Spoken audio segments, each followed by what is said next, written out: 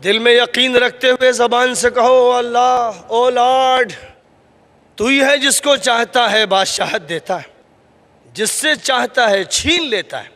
جس کو چاہتا ہے عزت دیتا ہے، جس کو چاہتا ہے ذلیل کر دیتا ہے۔ خیر و بھلائی صرف تیرے ہاتھ میں ہے، تو ہر چیز پر قدرت رکھنے والا ہے۔ رات کو تو دن میں داخل کر دیتا ہے، دن کو رات میں داخل کر دیتا ہے، زندہ سے مردہ کو بنا دیتا ہے، مردہ سے زندہ کو وجود میں لے آتا ہے، جس کو بھی چاہتا ہے ان گنت اور بے حساب عطا فرماتا ہے۔ جب یہ اس کی صفات ہیں اور یہ اس کے کمالات ہیں تو یاد رکھو کہ اس اللہ کو چھوڑ کر کسی اور کی پوجا کرنا، کسی اور کی پناہ لینا، کسی اور کی بات ماننا، کسی اور کے سامنے پیشانی ٹیکنا کیا نادانی نہیں ہے؟ کیا بے وقوفی نہیں ہے؟ کیا مذہب کی حقیقت سے دوری نہیں ہے؟ کیا پیغمبروں کے پیغام سے مہجوری نہیں ہے؟ اے میرے بزرگوں، غیر مسلم اور مسلم کی تفریق اس لیے ہے کہ غیر مسلم ابھی حقیقت سے دور ہے، مسلم قریب آیا ہے، لیکن کبھی مسلم ایسا بھی ہوتا ہے کہ ایک حقیقت کو بظاہر مانتا ہے لیکن بہت سی حقیقتوں کو نہیں مانتا، تو مسلم کی تصویر غیر مسلم کی نگاہ میں اچھی نہیں ہوتی۔ مسلم ہے یعنی اللہ کے سامنے جھکا ہوا ہے، اس کے باوجود ظلم کر رہا ہے، اس کے باوجود جھوٹ بول رہا ہے، اس کے باوجود غیبت کر رہا ہے، اس کے باوجود کسی کے سر پر سے ٹوپی اتار رہا ہے، کسی کی ٹانگ کھینچ رہا ہے۔ اگر ایسا ہے تو معلوم ہونا چاہیے کہ وہ مسلم نہیں، وہ حقیقی معنی میں مسلم نہیں ہے۔ اور ممکن ہے کہ کوئی کسی غیر مسلم گھرانے میں پیدا ہوا لیکن وہ اللہ کو مانتا ہے، ایشور کو مانتا ہے، اور یہ بھی مانتا ہے کہ محمد لاسٹ پروفٹ ہے، اور یہ بھی کہ قرآن آخری کتاب ہے۔ نام اس کا کچھ بھی ہو، وہ ان حقیقتوں کو مانتا ہے اور سچائی اختیار کرتا ہے، دیانتدار ہے، دھوکہ نہیں دیتا ہے، جھوٹ نہیں بولتا ہے، اور فکر ہے اس کو کہ مرنے کے بعد کیا ہوگا، تو وہ مسلم ہے، اگرچہ دوسرے ماحول میں پیدا ہوا۔ اور حضرت محمد صلی اللہ علیہ وسلم نے ایک حقیقت کا اعلان یوں فرمایا، کل مولود یولد علی الفطرہ، ہر پیدا ہونے والا بچہ اپنی صحیح نیچر کو لے کے آتا ہے، فَأَبَوَاهُ يُحَوِّدَانِهِ أَوْ يُنَصِّرَانِهِ أَوْ يُمَجِّسَانِهِ، پھر اس کے ماں باپ اسے یہودی بنا دیتے ہیں، عیسائی بنا دیتے ہیں، پارسی بنا دیتے ہیں، یعنی کسی بھی سیکشن سے، کسی ریلیجن سے، کسی علاقے سے، کسی شخصیت سے، کسی نسبت سے اسے جوڑ دیتے ہیں۔ حالانکہ اللہ کا جو مذہب ہے، اللہ نے جس مذہب کو سینکشن کیا ہے، وہ علاقے کا پابند نہیں ہے، وہ برادری کا پابند نہیں ہے، وہ قوم کا پابند نہیں ہے، وہ رنگ کا پابند نہیں ہے، وہ چھوٹائی اور بڑائی کا پابند نہیں ہے، وہ کسی ملک کا پابند نہیں ہے، وہ کسی خاص قسم کی نسبت کا پابند نہیں ہے، اس میں اطلاقیت ہے۔ وہ ایک ایسا نظام ہے کہ جو پوری کائنات کو سمیٹے ہوئے ہے، اور اس کے بعد اس کائنات کے نوشہ انسان بحیثیت انسان کے یہ پیغام اسے مخاطب کرتا ہے اور اس کے سامنے حقیقت کو رکھتا ہے، اور اس سے یہ کہتا ہے کہ بس اپنے مالک کے لیے سرنڈر ہو جاؤ، تم کسی انسان کے سامنے مت جھکو، تم کسی شکل کے سامنے مت جھکو، لیکن اپنے اللہ کے سامنے سر جھکاؤ اور اس کی بات مانو۔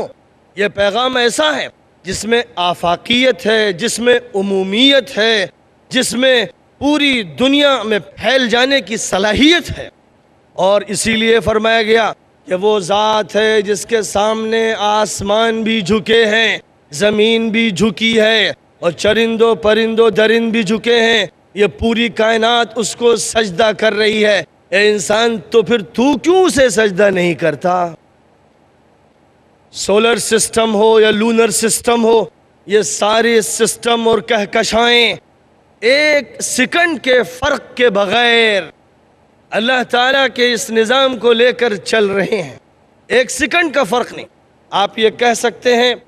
100 سال کے بعد صبح کتنے بجے، کتنے منٹ پر، کتنے سیکنڈ پر ہوگی۔ آپ کہہ سکتے ہیں کہ 200 سال کے بعد سورج کتنے منٹ پر کتنے سیکنڈ پر ڈوبے گا۔ ظاہر ہے کہ اتنا زبردست و پرفیکٹ نظام جس میں ایک سیکنڈ کا فرق نہیں ہو رہا ہے، یہ دو خداؤں کا اور کئی خداؤں کا عمل نہیں ہے، یہ ایک خدا کا عمل ہے جس کا ارادہ اور جس کا تصرف اس کائنات میں کار فرما ہے۔ یہ وہ دعوت ہے جس دعوت کا نام اسلام ہے، یہ وہ دین ہے جس کا نام اسلام ہے، یہ وہ شریعت ہے جو اسلام کی شریعت، یہ وہ قانون ہے جو اسلام کا قانون۔ یہ کسی قوم کے ساتھ محدود نہیں ہے، پوری دنیا کو اس کا مخاطب بنایا گیا ہے، اور اللہ نے اپنے آخری نبی کو، آخری رسول کو یہ حکم فرمایا، قُلْ يَا أَيُّهَا النَّاسِ إِنِّي رَسُولُ اللَّهِ إِلَيْكُمْ جَمِيعًا، کہہ دیجئے کہ اے تمام انسانوں میں تم سب کا پیغمبر ہوں۔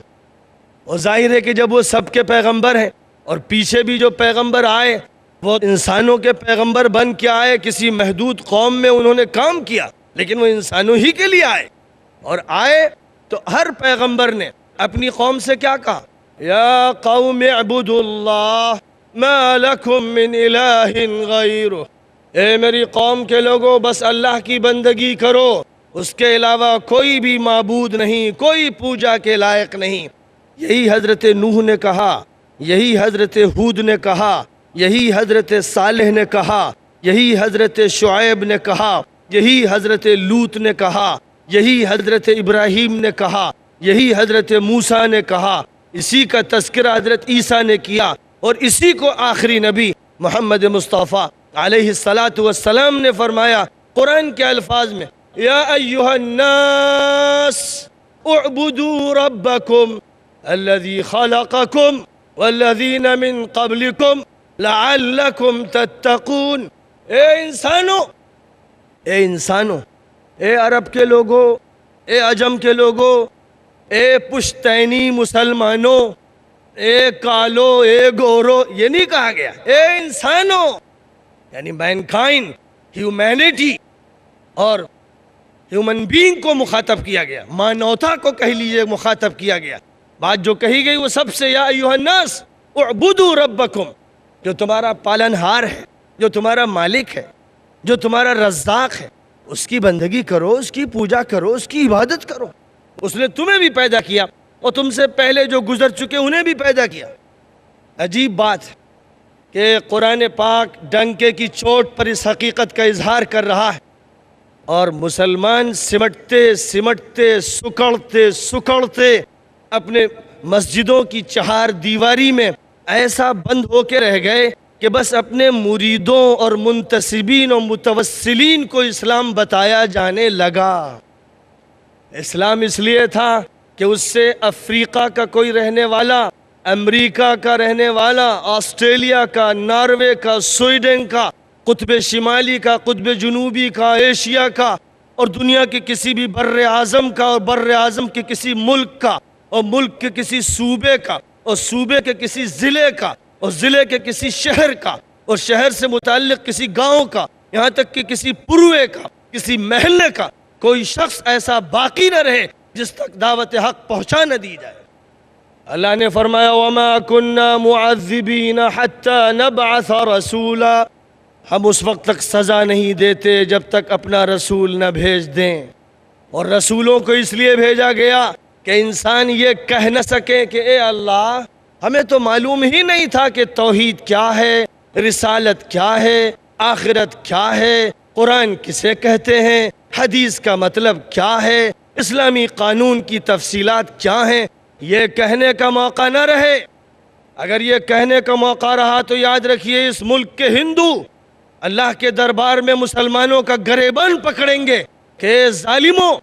تم نے خوب بقرعید میں گوشت کھایا اور عید میں سوئیاں کھائیں اور اسلام کے نام پر کبھی یہ لباس اور کبھی وہ لباس پہننا، لیکن تم پر جو سب سے پہلی ذمہ داری تمہارے قرآن نے ڈالی تھی، تمہارے آخری نبی نے ڈالی تھی کہ کوئی انسان روئے زمین پر بغیر اس کے کہ دعوت حق اور دعوت قرآن اور دعوت رسالت اس تک پہنچ جائے، اس وقت تک تمہیں چین نہ آنا چاہیے۔ تو تم نے کیا کیا؟ جس وقت اللہ کی عدالت میں دنیا کی تمام غیر مسلم اقوام کی طرف سے مقدمہ دائر کیا جائے گا تو ڈر لگتا ہے کہ کہیں مسلمان سزا میں نہ پکڑا جائے۔ جن تک بات نہیں پہنچے گی یاد رکھیے کہ ان کا جرم مسلمانوں کی گردنوں پر ہے۔ ہر فرد بشر، ہر بندہ خدا، ہر امتی اور ساری انسانیت حضور کی امت ہے۔ ایک کو امت اجابت کہتے ہیں، یعنی جنہوں نے بات قبول کر لی اور حلقے میں آ گئے، اور دوسری امت دعوت ہے، یعنی جسے ابھی بات پہنچانا ہے۔ ساری انسانیت آخری نبی کی ملت اور امت میں ہے اور سارے انسانوں تک بات پہنچنی چاہیے۔ لہذا میرے بزرگوں، خواتین اسلام اور مردان آہن، حاضرین کرام اور سننے والے وہ تمام انسان، یاد رکھیے کہ پہلی ذمہ داری آپ کی یہ ہے کہ اللہ کے کلام کو اور نبی کی حدیثوں کو اور اسلام کے پیغام کو تمام انسانوں تک پہنچائیے۔ ریلوں پر پہنچائیے، بسوں پر پہنچائیے، جہازوں پر پہنچائیے، دکانوں میں پہنچائیے، کارخانوں میں پہنچائیے، ایوانوں میں پہنچائیے۔ دنیا میں جہاں بھی آپ ہوں، آپ کی دعوت ہو، آپ کے اخلاق ہوں، آپ کے اچھے تعلقات ہوں، آپ کی مسکراہٹیں ہوں، آپ کے دل کی دھڑکنیں ہوں، انسانیت کے لیے ہمدردی ہو، شفقت ہو اور محبت ہو، اس محبت کو بانٹیے، ہمدردی کو عام کیجیے اور انسانیت کو سینے سے لگائیے، جیسے حضرت معین الدین چشتی رحمۃ اللہ علیہ نے اجمیر میں کیا، اور نظام الدین اولیاء نے دہلی میں کیا، اور قطب الدین بختیار کاکی نے دہلی کی سرزمین پر کیا، اور شرف الدین یحییٰ منیری نے بہار میں کیا، اور سید احمد شہید نے اعلان تھا کہ میں عراق سے فوجوں کو فوراً بلاؤں گا۔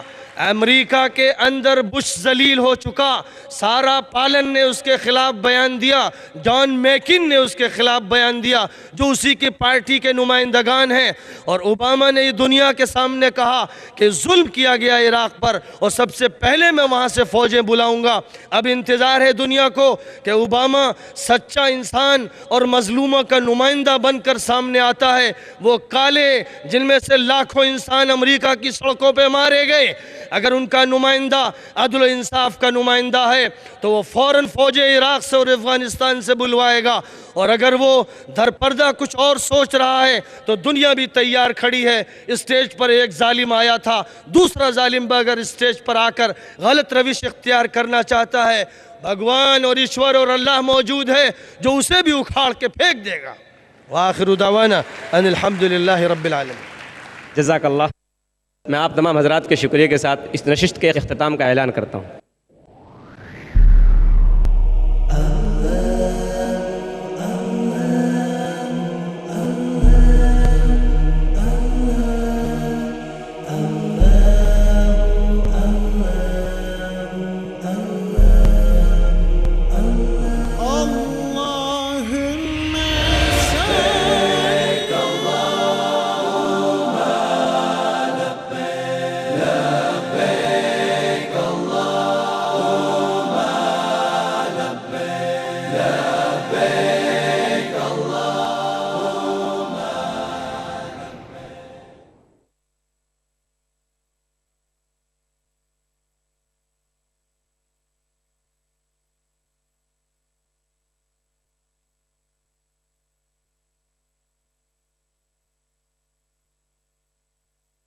ہندوستان کا دورہ کیا اور لاکھوں غیر مسلم حلقہ اسلام میں ان کی محبت، ان کی شفقت، ان کی خدا ترسی اور انسانیت دوستی اور ان کے اخلاق اور ان کی دعوت حق کی بنیاد پر داخل ہوئے۔ جیسے حضور پاک علیہ السلام کے صحابہ نے دنیا کے اطراف و اکناف میں پھیل کر اللہ کا کلام سنایا تو منظر یہ تھا، اذا جاء نصر اللہ والفتح، جب اللہ کی مدد اور فتح آ جائے گی، وَرَأَيْتَ النَّاسَ يَدْخُلُونَ فِي دِينِ اللَّهِ أَفْوَاجًا، اور اپنی آنکھوں سے تم دیکھ لو گے کہ انسان خدا کے دین میں فوج در فوج اور جوق در جوق داخل ہو رہے ہیں۔ فَسَبِّحْ بِحَمْدِ رَبِّكَ وَاسْتَغْفِرْ، تو بس اللہ کی تسبیح بیان کرتے رہنا، اللہ کی حمد کرتے رہنا، اللہ سے استغفار کرتے رہنا۔ إِنَّهُ كَانَ تَوَّابًا، بے شک اللہ بہت توبہ قبول کرنے والا، بہت ہی رحم فرمانے والا، بہت ہی کرم فرمانے والا ہے۔ وہ دور شروع ہو گیا ہے۔ 9/11 کے ایک سال کے اندر 32,000 امریکن